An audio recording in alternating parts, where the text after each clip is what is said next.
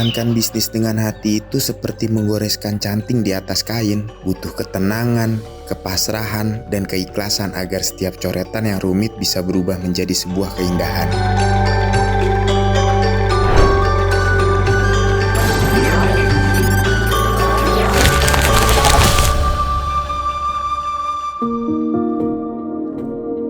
Perkenalkan, nama saya Rukoyah, istri dari almarhum Pak Siswaya, pendiri Batik Bogor Tradisiku. Awal mula berdirinya Batik Bogor Tradisiku itu didasari oleh 3 hal. Yang pertama, ketika sama-sama kita tahu bahwa batik yang asli Indonesia ini akan diklaim oleh negara lain. Pastinya kita tidak terima ya sebagai bangsa Indonesia. Kemudian yang kedua, Pak Siswaya ini adalah pengurus paguyuban Sleman, Yogyakarta yang ada di Jakarta dan sekitarnya. Ketika sama-sama mungkin kita ketahui bahwa di tahun 2006 itu Jogja mendapatkan musibah gempa yang sangat besar. Nah, disitulah awal mula kita terpikir untuk membuat batik. Karena sebagai ketua paguyuban orang Jogja yang ada di Jakarta, tergerak hatinya untuk membantu meringankan beban sesama di daerah. Kemudian di rumah saya lah menjadikan posko untuk bantuan, dan ketika bantuan disalurkan, sasarannya yang pertama adalah di sekitar Klaten dan Yogyakarta. Di situ terbersit ketika melihat teman-teman yang terkena musibah itu sebagian adalah di wilayah pembuatan batik. Jadi dari situ ada niatan bagaimana membantu yang tidak habis sekejap. Jadi awal mula dari situ kita membawa 5 orang dari Klaten, Jogja untuk dibawa ke Bogor.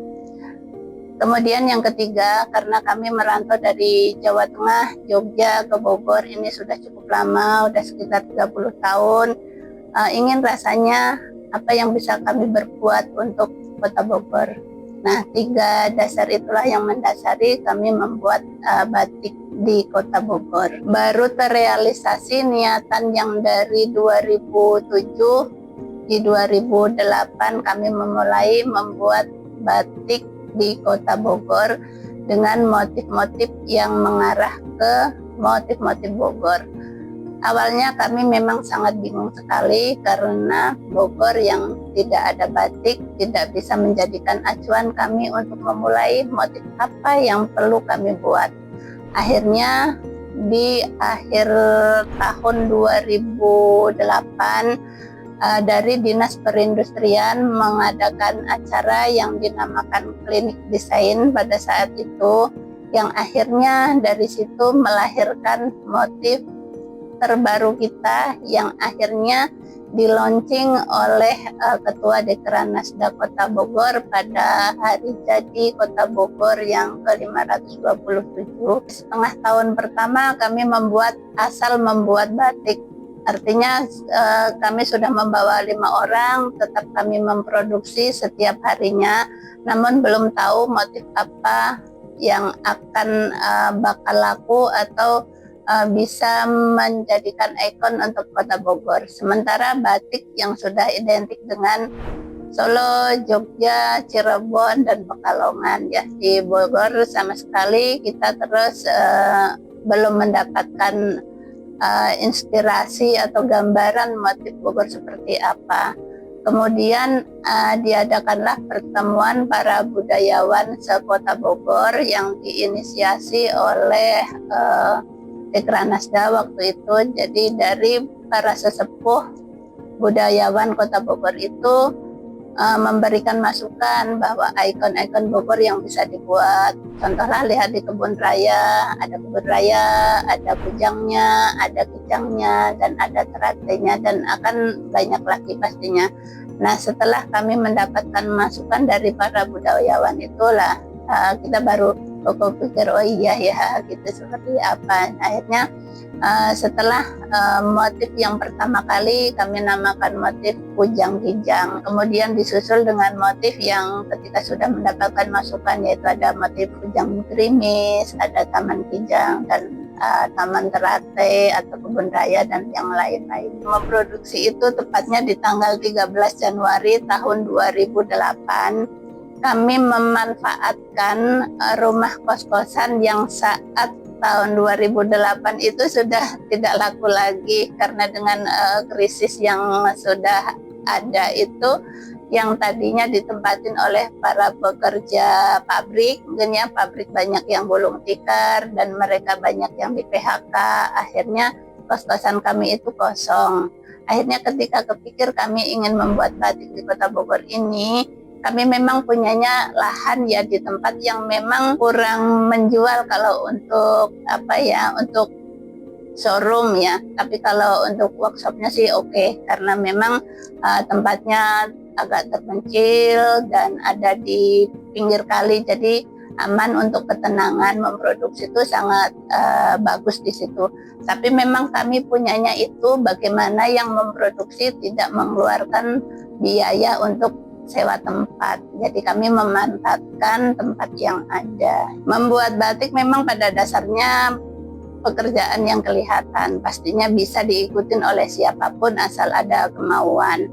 Nah, yang membuat kami kesulitan itu adalah mencari SDM-nya yang lokal Bogor gitu kan, karena memang di Bogor tidak ada sekolahan membatik contohnya atau kursus membatik. Artinya kan ketika kami merekrut orang asli Bogor, pastinya akan kita berikan pelajaran atau untuk membatik terlebih dahulu. Biasanya ya kami mungkin 3 bulan untuk training bisa membatik, kemudian kalau oke dan memang untuk ingin menjadikan tumpuan pekerjaan ya silahkan untuk bergabungnya, misalnya kayak yang mau bekerja. Untuk memperkenalkan sendiri, karena dari Bogor itu yang asal mulanya tidak ada batik menjadi ada batik, itu ya sangat lambat ya, karena butuh mengedukasi masyarakat itu memang tidak mudah. Taunya kan batik di Pekalongan murah, di Solo murah gitu kan. Nah sementara untuk di Bogor sendiri khususnya ya batik tradisiku, harga pastinya lebih tinggi daripada dibandingkan di daerah. Yang pertama pastinya dari SDM-nya kan harganya juga berbeda, kemudian bahan bakunya, bahan-bahan dasarnya itu sebagian besar masih dari daerah, dari Jawa Tengah, kemudian kayak zat warnanya juga tidak ada di Bogor, adanya di kota lain seperti Jakarta, Jawa Tengah, Pekalongan atau dari Yogyakarta. Karena dari awal memang kami bersama, kita sama-sama tahu biasanya bagi tugas ya, bagi tugas kayak saya biasanya di bagian produksi. Jadi kalau Bapak lebih cenderung ke marketingnya gitu ya. Jadi karena Bapak itu ya orangnya supel, jadi memang mudah sekali untuk jalin kerjasama dengan siapapun tuh kalau bicara pasti mengena gitu, jadi lebih mudah sekali. Kemudian kalau untuk secara pribadi sih paling pasti karena Bapak itu adalah paling suka batik. Jadi sebelum punya batik, setiap kemanapun ke kota yang ada batiknya pasti membeli batik. Jadi itu mungkin kesan yang tidak kami lupakan, ada beliau memang penyuka sekali batik. Jadi ambil batik dari mana-mana ada. Kekhawatiran secara ekonomi mungkin kami berprinsip ya, kita punya pedoman sebagai orang Islam, insya Allah rezeki tidak akan tertukar. Allah pasti kasihkan rezeki untuk siapapun hambanya yang mau berusaha. Kita diajarkan oleh keadaan yang menuntut atau membuat kita itu lebih pintar. COVID itu juga ada hikmahnya. Ketika dulu sebelum COVID kami ibaratnya tamu itu tidak ada berhentinya ya, bis datang silih berganti. Namun ketika COVID langsung berhenti semuanya berhenti. Kemudian kita ini batik tradisiku juga diajarkan oleh beberapa instansi atau dinas yang mengadakan pelatihan tentang marketplace gitu kan. Akhirnya kita mencoba membuat online yang sebelumnya tidak terpikirkan bahwa kita akan menjual secara online gitu kan. Akhirnya kita ikutin semua marketplace, dari yang ada semua ada. Alhamdulillah bertahan sampai sekarang. Ini ada di Shopee. Shopee itu udah sampai ke Shopee Mall-nya kita ada, Shopee internasionalnya juga ada. Alhamdulillah. Jadi untuk jaringan online-nya kita sudah cukup terbantu.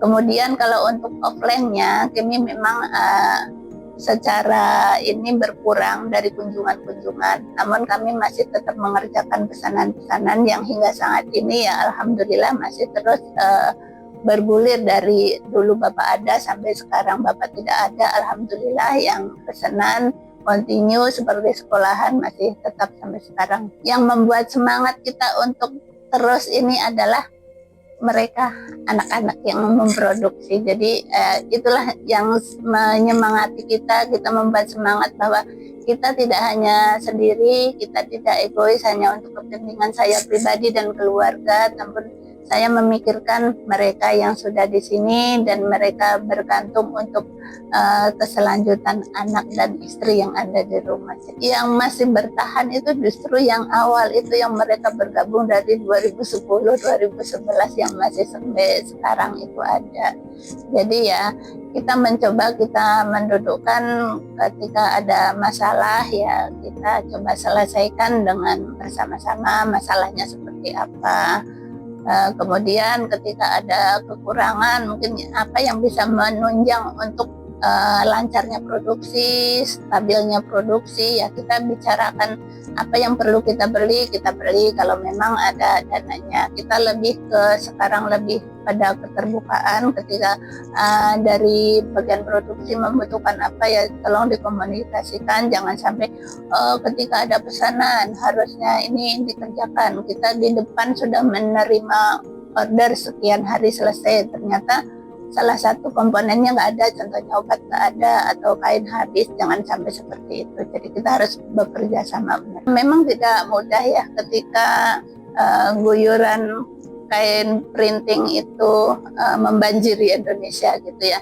Namun kita berprinsip bahwa batik yang diakuin UNESCO itu kan ada 3, yaitu batik tulis, batik cap, dan kombinasi antara cap dan tulis. Nah itulah yang membuat kami bertahankan itu, bahwa printing tidak masuk kategorinya batik. Jadi bila mana ada customer atau orang yang datang mau memesan, kalau memang mau melestarikan batik ya pesanlah yang cap minimal, atau kombinasi cap dan tulis, atau yang lebih tinggi lagi adalah tulis. Kami juga mendengar masukan daripada customer ya. Misalnya masukannya adalah batik tradisiku terlalu rame atau terlalu padat. Tapi kan tidak semua orang seperti itu. Tapi ya masukan tetap ya kami terima. Kami berusaha untuk merealisasikan apa keinginan tamu atau customer ya. Bila mana ada yang menginginkan batiknya agak jarang-jarang ya kita mencoba yang bikin. Nanti kita tes aja di pasaran yang lebih laku yang mana, itu yang akan membuktikan kan adalah pasar atau terjualnya satu produk ya. Ya pastinya siapapun itu pengrajin IKM pastinya sangat bangga, apalagi produknya diakuin oleh daerah, dipakai oleh para pejabat. Bahkan untuk tahun ini, mohon maaf tadi pagi baru diambil aja pesanan wali kota untuk hari jadi Bogor besok. Itu sudah selesai kami buat. Dan yang paling membanggakan kami adalah dari tim kami ini pernah menjuarai gugus kendali mutu tingkat nasional di tahun 2013. Kemudian di tahun 2014 kami mendapatkan penghargaan produk inovasi Jawa Barat dari Bapak Gubernur Jawa Barat. Kemudian di tahun 2015 kami mendapatkan penghargaan dari Kementerian Perindustrian untuk industri hijau untuk level 4 di tingkat IKM. Pernah dipercaya untuk mewakili Indonesia ke Jepang dalam rangka kerjasama desainer Jepang dan desainer Indonesia, bagaimana menciptakan produk yang nyaman dengan bahan tertentu. Seperti Jepang kan yang habis tsunami itu kondisinya panas gitu ya, jadi bagaimana ada batik tapi yang rasanya adem dipakai. Kemudian mendapatkan kesempatan untuk mengisi fashion show di Fukuoka, Jepang. Kalau ibarat impian besarnya kami sebenarnya sudah tercapai ya. Dari yang awal mulanya batik Bogor itu hanya satu, sekarang sudah berkembang banyak. Itu adalah capaian sebenarnya yang secara tidak langsung itu yang membuat satu target juga. Harapan kita ya pasti batik ini semakin kembali seperti sebelum COVID mungkin ya. Jadi kunjungan itu rame lagi, walaupun untuk saat ini secara nominal kita nggak kehilangan, tapi kehilangan hiruk pikuknya. Satu toko yang kalau rame itu senang, banyak dikunjungi itu senang gitu kan. Bahkan dulu itu sebelum COVID ya, ketika ada bis datang, bahkan kita sempat kontak teman-teman yang buka stand makanan atau keripik atau apa seperti itu ya. Jadi ada yang, Bu tolong dikasih tahu ya, nanti saya jualan some, saya jualan saya jualan keripik. Seperti itu dari teman-teman DKM yang lain. Khususnya ya untuk Gen Z sekarang itu sama-sama mencintai produk asli Indonesia warisan nenek moyang kita yang ini tidak akan hilang. Bahwasanya ketika UNESCO mengakui batik sebagai warisan budaya Indonesia tak benda, artinya kan bukan produk kainnya, bukan bajunya, tapi adalah prosesnya yang diakui. Jadi ketika dari generasi muda kita mempelajari itu prosesnya, insya Allah itu tetap akan lestari batik sampai kapan.